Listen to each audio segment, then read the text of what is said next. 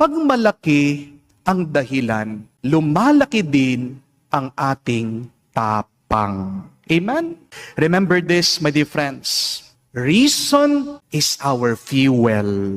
Ang dahilan ay parang gasolina. Kahit na pagkaganda-ganda ng iyong kotse, kung walang gasolina yan, hindi aandar yan. Ganyan din pagdating sa ating buhay. Kahit na gaano ka katalino, kagaling, kalakas, kung wala kang mabuting dahilan, tumatamlay ka, susuko ka, bibigay ka. Amen?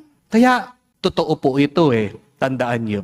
The greater the reason, the greater your action. Ulitin ko po yun. Memorize nyo.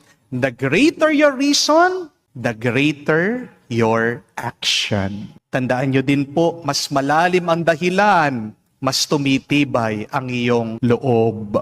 Bakit kaya ang mga unang martir ng ating simbahan, hindi po sila umatras, hindi sila sumuko, hindi sila natakot sa harap ng hirap at kamatayan? Bakit kaya ang mga martir handang mamatay kahit na basta't hindi lang nila tatalikuran ang kanilang pananampalataya? Kasi ang dahilan nila ay hindi lang pera. Ang dahilan nila hindi lang kasikatan.